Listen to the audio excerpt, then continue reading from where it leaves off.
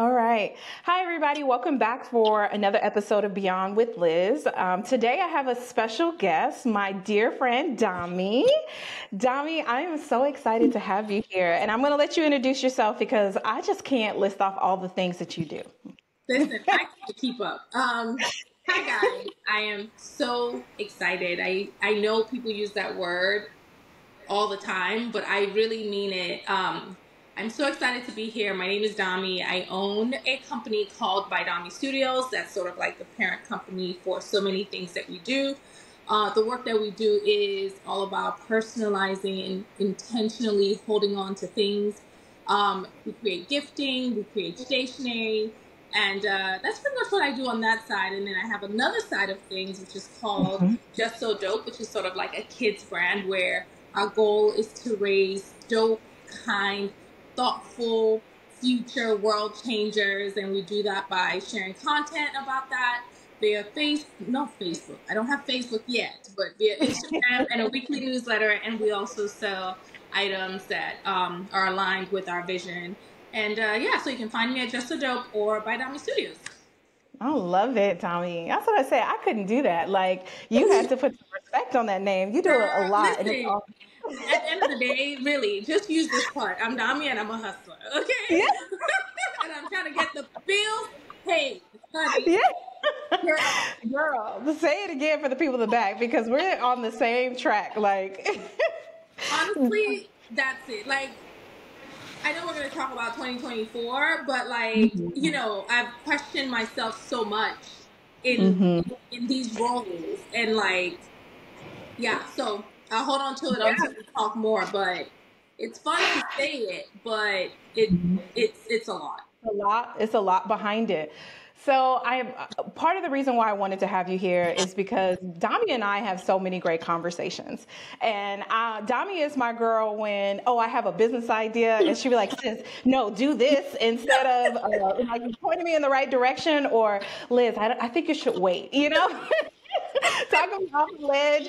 But I feel like this year has been the year, like within our little friend group, where we have really leaned on each other because this year has presented so many challenges. It's been a very challenging year. This year, I just got off a call before this, and I was talking to a PR firm that we work with often. And I was like, this year has actually been the worst year for so many people. Business-wise, personally, in like personal lives, I know for me, like personally, it's been a difficult year. Business-wise, it's been a very difficult year. I know at least 50% of my friends that are entrepreneurs like myself have closed shop or have added a side hustle or turned their business into their side hustle. So this year is worse than COVID. Like, people were like, oh, COVID. Yeah. I'm like, COVID was nothing. It was nothing. It was nothing compared to what's happening. I really don't even know. I don't know how we got here. We've been doing a lot of conversation about, like, how did we get here? Was it poor financial management? Was it not having a good roadmap? Was it being overconfident? Like, is it the society? Like, what is it? It's just been one of those years. Like, guys, do not be fooled by people out here acting like they got it together, and people are going back into their offices and like scrambling, scamming. Listen, people out here scamming. No, but that is real because this year, especially in our industry, and I think that brings up so much to what we talked about, like, really trying to get to the root of like, what happened? It was like everything was going so well, but it was also a lesson of being prepared for the down times. I think not taking into consideration, it was the election year, just taking into consideration after, the engagement gap, like what was going to happen. And then also, like you said, dealing with stuff for personal. Like this year has been one of the most trying personal years that I've ever had. And then on top of that, adding business stress on top of it, it's one of those things where I feel I'm very thankful for my tribe. And I'm very thankful that, you know, I have people to kind of help me go through it. But I know there's a lot of people going through it by themselves, and they may feel like crazy, and they may feel like, what am I doing wrong? And I'm telling you, you're not doing anything wrong. Like, and the part, and this sounds bad in a way, but a part that like makes me feel okay about it is because everybody is going through it. Like, it's very rare that if I'm having a real transparent conversation that it's like, oh yeah, everything is going great and I'm booked out and I'm busy. Like, some of the people that you think are booked and busy are not. There's 1000% comfort in numbers. Like, Yeah. I feel, because at first we were all kind of like quiet. So we have a group, Liz and I and a couple of other business owners that are in our sort of like industry, and we call ourselves In Tune. And I think one time we would have meetings every month. It's supposed to be more, but whatever. We have meetings, and we had one, and we were kind of like, so how's your year been? And it was quiet at first, and then it was like word diarrhea. Everybody's like, I'm struggling. I couldn't pay this bill. I couldn't do this. And you're so right. There was a certain level of comfort. Like, wait, I'm not an outlier, right? And I think one of the things you mentioned while you were speaking is like finding the root of whatever it is. Like, that's a powerful thing that I think we've done, is saying, well, how do we make sure we don't get back here?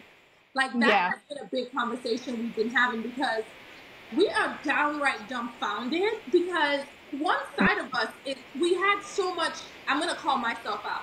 I was so sure. I had so much ego. Like, there was no way you couldn't tell me that the well would not, and the tap would ever run dry, you know? We were in this place where we were selected, honey. What? We're not just, I just don't feel like doing that job, you know? And it really brings you to a place of like, there's so much you cannot control. So much you can't control. Can control making sure you have a stockpile. You can control what you do when the tap is running, because this is showing us that like change is inevitable. Nothing stays the same, and we act like we have amnesia, honestly, because we know this. We know, you know. So how did we get here, and how do we make sure that we do not ever end up here again? You know, I think that's what I've been taking from this season. Yeah, 100%. And I think for me too, like adding to that, it's more so as well of recognizing what I want to do moving forward, because that has been something where like this season kind of hit in a space where a lot of us were trying to figure out like what was going to be my footprint in the industry, like what did I want my business to look like in the industry, and how can my business better serve me. So I think that has also been a part of like my growth moving forward with where we are right now. It's like when things do pick back up, or like how can this better serve me? Because a lot of times this business hasn't really, I've been serving it, you know, and although I felt like I was being selective, it was still very, very stressful. And it was still in some parts of it that weren't fulfilling. And I feel like this season made me realize, like, how am I truly serving? And like, what does that look like for me? And I never want to be back here again. I never want to be in a position of questioning if my business can make it, or questioning if this is something that I want to do. I want to build it in a way where it can serve me, and in a capacity in which I'm happy with the way that it's serving me. Liz, what you're saying feels like a term that I've been trying to keep in my head, which is never ever waste a good set, right? We're in this season. I listen to How I Built It. It's an NPR podcast a lot. And when you listen to founders and you listen to most businesses that have made it through, there's always this point where it just felt like it was the end. And in those seasons, that is where your iron gets sharpened by the heat. You know, like that's the moment, that's the defining moment that you look back and you almost could even get to a place where you're like, I'm kind of grateful that happened, you know? Mhm. So I feel like, and I wish this for us, and I wish this for everyone that's listening, that's going through a tough season. Use this season while you're in the fire to reform. You know how glass goes Yep. in fire, and that's when you can mold and become, your next better, best self. That's Mhm. what we're doing in this season. It's like, okay, now let me audit this business. Now let me figure out what it is that's got me not working in the way that I want to work, whatever it is. And I think that's what you're doing, Liz. I see you, and it's like, you know what? If I'm gonna be here, I'm not gonna waste this opportunity to completely be deconstructed so I can restructure in the way Mhm. that it serves me, you know? Yes, yes, 100%. Like, this is exactly what I feel like is the most important part of this season, is exactly what you said. Because you can sit back and say, oh my God, things are terrible and things, aren't going well. But are you looking at your sales processes? Are, like, the one thing that, and the group is probably tired of me at this point, but I'm over here doing research. So I'm We trying to love you for it, understand. sis. We love you for it. So I'm trying to understand what is making this next generation, how are they buying? And like, how are they making their buying decisions? Like, where is my client going to be coming from? Like, what is that person, really like and really care? And how can I connect with them? So I feel like that's kind of what I've been focusing on the most right now in this season. If I could recommend anybody to do anything, is just get back to why you're doing things and how you're doing things, and just focus on that. And then another thing too, I feel like is really important, is networking, and we actually just got back from Engage.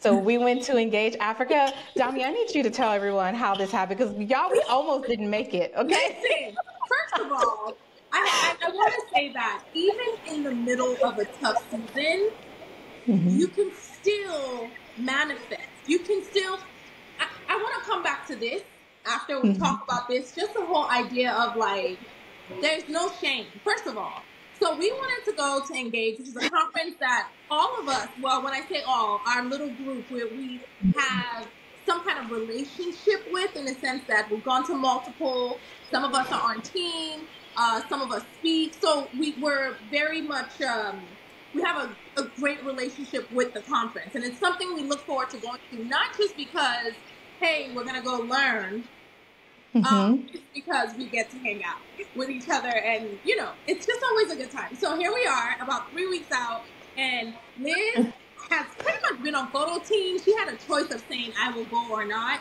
And Liz, did you say you weren't gonna go, or did you say yes? You weren't sure. So I never said anything to them about me questioning if I was going to go. That was internal for us, because I was over here like, another thing about this season is being a better steward of my money, right? That is another thing this season has taught me, is I A need to be big a better.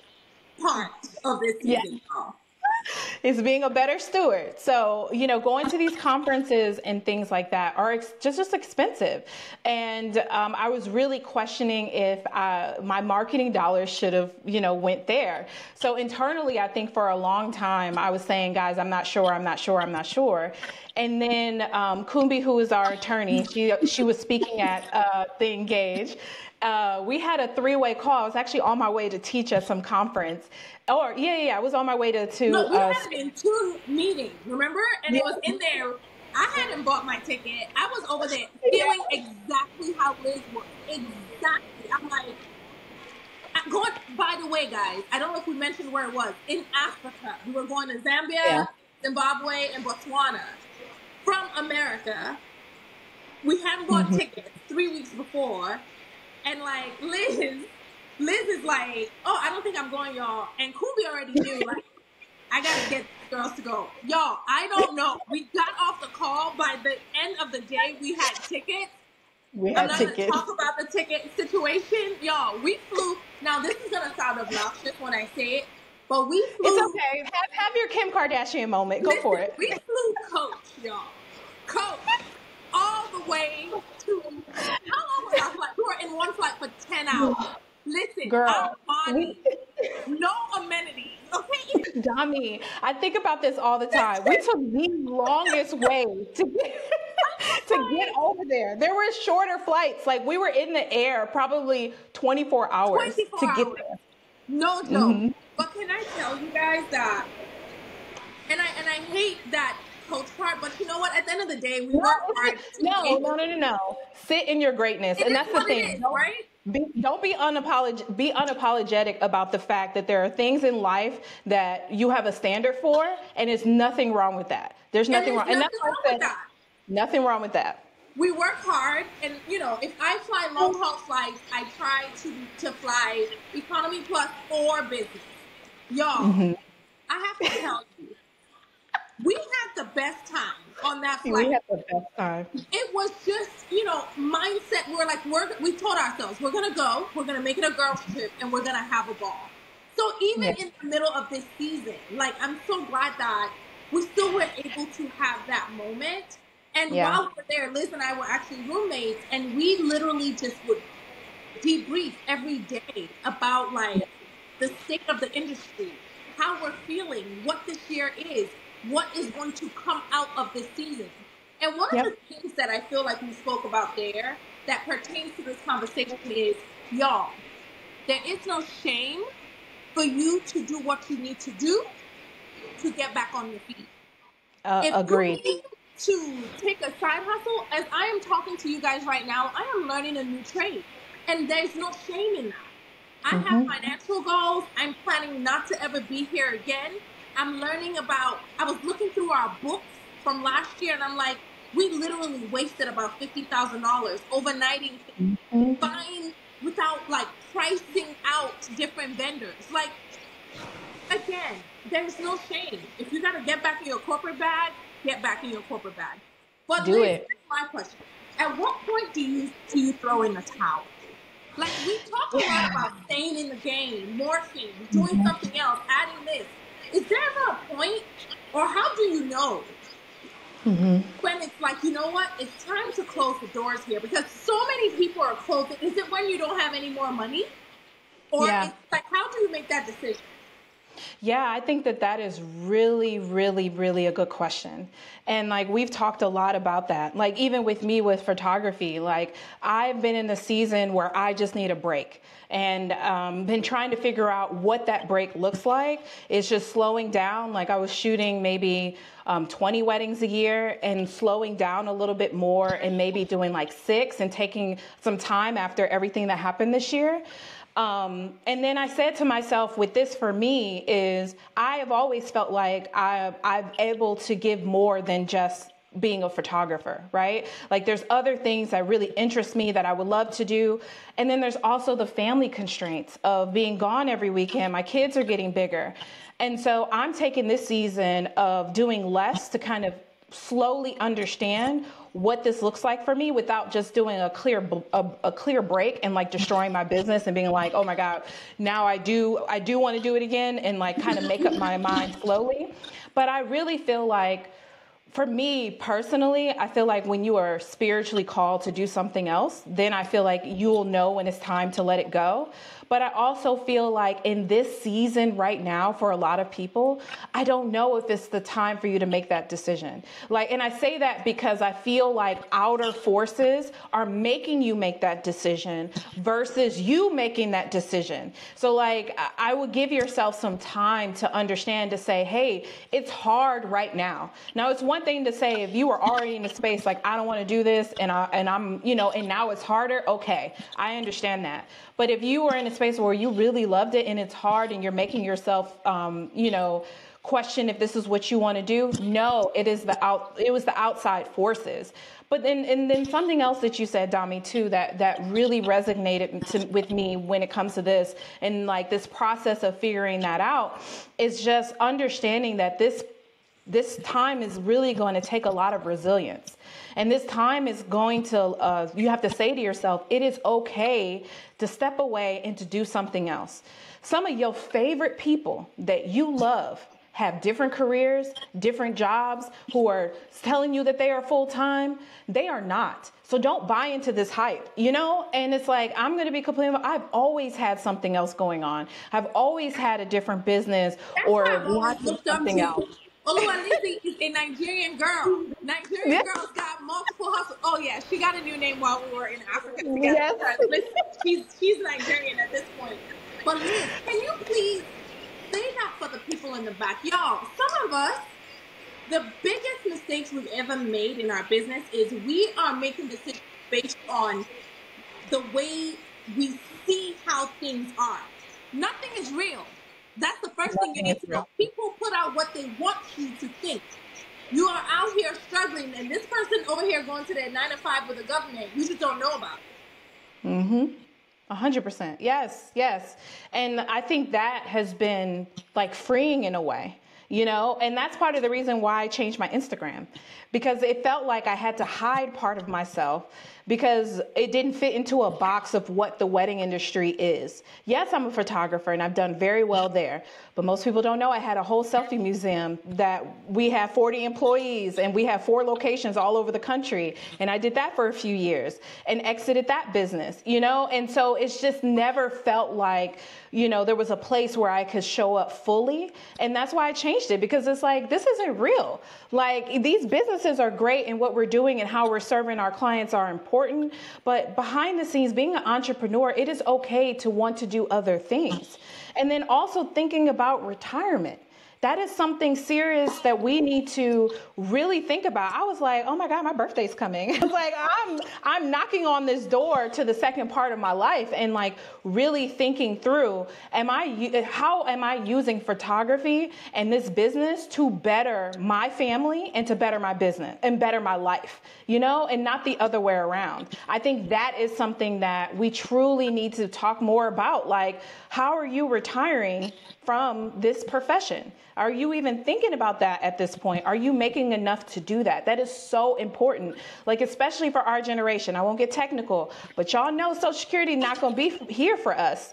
And the way that us as entrepreneurs and we're paying into this system, like, I don't want to scare anybody, but I just want you to think about these things holistically and what is best for your life. Like, that has always been the chorus that I have been singing from the from the beginning of my career, is we cannot look at the people that we think are doing great and the people that we want to emulate in terms of their work and think everything is perfect, because it is not. I think based off what Liz is saying, in this season, if you're trying to think of actionable steps, because this is something I'm doing personally, sit down and think, what other skill sets do I have? What skill set have I learned from? You'll be so surprised. Like, for me, I'm a stationer, but like, I was an educator before this. I love to talk. I love to do things with kids. And we started Just So Dope a year ago. And it's almost getting bigger than the invitation side, and it comes so naturally. Like, I don't have to prep, I don't have to buy paper, I don't have to do anything. So now, many times when the noise is out, it can be a time for you to really think, like, what skill set? Like, you might say you're a photographer, but guess what? If you own your own business, you're also a salesperson. You're also a marketer. You're also so many other things. You can consult. Take the time to really think, what are my other gifts? What else can I milk out of this situation to then use it for what's next? Like, you don't waste the season. I think it's just a big part of it. And I love, y'all, you can talk to Liz all day about stats. Like, she does research for a living, and it just blows my mind, because it had me thinking. I think we had one conversation and I got off like, these next folks don't even want paper invitations. They text each other. So you have to really think about that. This morning on Threads, somebody wrote that, what happens to photographers after they turn 40, 45, 50? That they're not, did you see that on Threads? It was like a big old thing where they were saying, where do they go? What happens to their business? Like, what is their retirement life like? Because, and then the conversation was so interesting. Them photographers were like, a lot of them age out. Like, photographers actually age out because their body cannot take the toll, wedding photographers specifically, of bending, shooting, moving veils, and all of this stuff. So the retirement conversation that you're having is so important, because what is that going to look like? Yep. Yeah, 100%. I didn't see that, but when we hang up, you're going to have to send that to me so that I can take a look at that, because that is a real question. And I think something else that is happening in the midst of this as well, like that's adding to this, and people are like getting worried because like I'm an elder millennial, let's say that. Yeah. And so with the generational change that is happening in our industry as well, I feel like over the last like 2 or 3 seasons, it's like either you adapt or you die, like kind of in terms of your business, like truly looking at that as well. And so I feel like when we look at ourselves and thinking about retirement as well, like I really feel like we should kind of take that approach of adapting, or your business is going to die out. I think the body portion of it is real. Like Adina and I at the last wedding was like, girl, like my back is killing me. And I think about that a lot, like just the wear and tear on your body, as you shoot and as time goes on. But I do want to say that I do know that there are some photographers that have had a very long, beautiful career. And I feel like the reason why they've had a long, beautiful career is because of times like this and building their network. And one of the things, going back to Engage, that time period that we had together, I felt like for me, that was the first Engage where I made like lifelong friends. And I made like either other photographers or just, I don't even know what some of the people did, to be honest. Like I haven't even looked in the book to see like, oh my God, what does Carlos do? I have no idea, but like just making lifelong friends. And I feel that network and being able to, lean on your network as we continue to, move forward in our careers is going to be very important. So building that long lasting career. And as you think about retirement, as you think about those things, your network is honestly going to matter just as much as how you conduct business. I feel like the way you conduct business, what you provide, and your network, those are the 3 things that are going to keep you moving forward. But it is a concern. I think it's something that we need to talk more about in the industry. Like, what does retirement actually look like? Are people in our industry really retiring and being okay? Like, is that realistic for us? You're saying so many good things. That networking part, like sometimes I think to myself, I'm like, you're not doing enough. But it's like, what else could you do? Like what are some concrete ways to network? I feel like I have whatever. I feel like I have my people and we good. But that's the mentality that gonna have you in the broke house. Like you have That's to. true. One of the things we talked a lot about while we were in this particular Engage is being strategic and intentional. Things, we were so used to things falling on our lap. But guess what, people? Things don't fall on your lap. Closed mouths don't get fed. You have to make noise about what you do. You have to be comfortable talking. Look at PDD. I hate to use his name. I'm not using him. Scratch that one. Use somebody else. What's his name? No, there's this other guy. Who's he? DJ Khaled. DJ Khaled. He does not shut up about what he does. And guess what? He has millions of followers. He does. We have 7 followers, and you're like, I talked about it already this evening. Or I just, like, inconvenience yourself. There are billions of people out here. People are scrolling super fast. People are trying to connect. Like, I'm even asking myself, what other organizations can I get into with the mindset of networking? Because that has never been something that I've intentionally focused on. But I'm now realizing that it's a deficit, right? This slow season has helped me realize, you know what? As much as we're saying it's slow, some people are still getting fed. The billionaires, their kids are getting married. When we look at the weddings, you own for fed. You're the one feeding us all this stuff.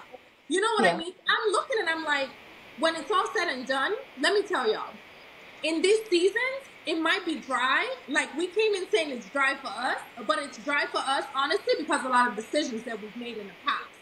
Because when you look, we were talking to people in Engage. They were like, oh yeah, we just finished this hotel. This person that owns 50 hotels, his wedding last week. and then we're doing another one in 3 weeks. Who's doing those? Who's shooting those weddings? Who's doing the stationery for those weddings? No, my point is, while some people are not getting fed or their food is becoming less, the frequency is less, there are people who are overflowing. Yeah. Yeah. So that's the lesson. That is the lesson. And I think the biggest lesson, because even going back to that conversation, that person, I've never pitched them. And so I think, being active and proactive about the relationships that you build, and understand that these relationships take time, especially if you're trying to work with wedding planners, venues, things like that. It takes time to get into, but proactively saying, I want to work with you. And I think the biggest thing that I could say to anyone that changed my perspective is understanding that when you look at people's lives and when you cannot take things personally. You are one small blip on the radar in other people's lives and what they have going on. You cannot think just because somebody didn't respond to you or didn't comment back to you. You have got to stop taking things personal. Yes. Don't take it personal. You're not that big of a deal. One, and you're two, not that big of a deal. Yep. You don't occupy that much space in someone's life because they don't occupy that much space in your life. Like, let's just be real, Liz.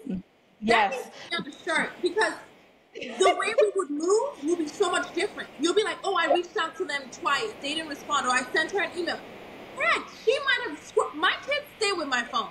They could have opened it while swiped through while watching YouTube. What you just said is so profound because we need to get out of our heads. Yes. And I think that has been the journey we've been on, and I feel like we have had this conversation for a better part of a year of realizing how much we were the reason why we were in our own way when it came to business, when it came to this networking stuff, like being afraid to ask. Girl, there are people in our circles that are making decisions for Fortune 500 companies, that products that everyone uses, on a day-to-day basis, and we're not tapping into that circle. And it's just one of those things that I've learned over this year of just saying to myself, I'm going to put myself out there. I'm going to do it. Why not? Like, at the end of the day, what is the worst? I'm so used to rejection when it comes to no with the wedding. Why am I getting myself in a bunch because somebody else is going to say tell me no? It's going to be no and move on to the next one. Like, that's just how it has to be. And I feel like in this season, that is the most important thing that you can do is build your network. Go to these places. Don't spend a bunch of money now. Like, figure out a way to do it for cheap. I'm just going to say that. But try to build your network is the best thing that you can do right now. And shoot your shot. Shoot your shot. Don't take it personal. Our friend Kumbi, she spoke in Africa. I hate saying Africa because I do know it's a continent. I am African, but we really did go to several countries. So please bear with us when we say that. It's not out of ignorance. But like, she talked about like the call is coming from inside of the house and tidying things up inside of your house. And I have been coming back to that because she wrote it as a newsletter as well. And it was like, what are you not doing? Forget all the outside forces. Are you procrastinating? Do you follow through when you say you follow through? I talked to Liz yesterday, and I know we're wrapping up, and I know I'm going to come back, y'all. Know that, because we always have a lot to talk about. Look at me inviting myself. Yes, I said it. That's what I said. Wait, before you go on, Dami, me and Dami recorded whole YouTube episodes while we were engaged that we have not decided if we were going to release or not. But I already said Dami's going to be a recurring guest because our conversations are just so good. I have so much to say. And guess what? Liz might just drop it on y'all because it's real good. It is good. So really quickly, I was telling Liz that I was listening in. So I have a retail brand that I've been launching very slowly, very differently than I've done anything else. And I've been sitting in on different retailers talking about how to get into their shops. And so I sat in on one recently, and she said that the number one difference maker in people that make it onto their shelves are people who are self-motivated and do what they say they're going to do. It wasn't she literally was like, listen, it's the people that say, we're going to finish this design and we're going to send it to you tomorrow. Like the littlest things. I am going to post 3 times this week. And they post. She was like, you think it's all these other things. But what they have noticed, and this is a major, major retailer. She said the number one thing that we've noticed are people that follow through. That's it. So if this conversation just has you pause and think, you know what? I've been saying I was going to file my taxes, or I've been saying that I was going to change. I've been saying I would change to S corp because I'm paying too much taxes. And this conversation is for me because they sent me an email to change something and I haven't gotten back to it. It would take 2 seconds.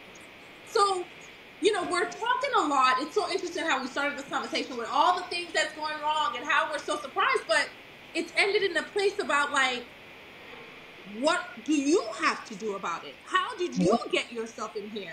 How are you going to make sure it doesn't happen like that again? I think as we conclude, because I know we don't have that much time, my biggest thing that I would like to say is never waste a season. You know, don't waste a season. Even if you're crouching, even if you're crawling, you know, do not waste a season. Learn from it. Use it to inform what is next. And the final thing that I keep telling myself, Liz talked about resilience, is this too shall pass. I know we hear it all the time, but like, nothing's ever permanent. What is inevitable is change. Change is a constant. So in the same way, think of every difficult situation that you've been in. And I'm saying this so passionately because I know of a brand I spoke to this morning that I am invested in, and they have laid everybody off. And I'm just like, the test of all things for 2024 to me will be the people that made it, the people that did not give up. I just feel like if we can all just make it through 2024, we're going to be looking back in 5-10 years, and we're going to be the ones on billboards and on these podcasts talking about how we made it and how we cashed out and how we sold our companies for millions of dollars. 2024 is the test, y'all, and we got this. Well, Dami, I just want to say thank you so much for coming on and just sharing your insights. I know you will be back. I feel like every 5 episodes is going to be an episode with me and Dami, because this was absolutely amazing, guys. If you guys have not already had an opportunity to head over to Instagram and to follow Dami, drop them with your Instagram handles really quick. At By Dami Studios NYC. I can't get the NYC off. IG's hating on me. So find me at By Dami Studios NYC and just so dope kids. And yeah, DM me. I love to chat. I love to talk. I'll probably be DMing you because I'm shooting my shot all year long. I don't care anymore. So thank you for having me, Liz. You know how I feel about you. I don't even have to say it. You are just such an inspiration, and I'm following your lead right now because your energy is contagious. I'm taking it to the bank. Thank you for having me. And should I say bye, or you got other stuff to say? Yes. Nope, that's it. Bye, guys. Okay, bye.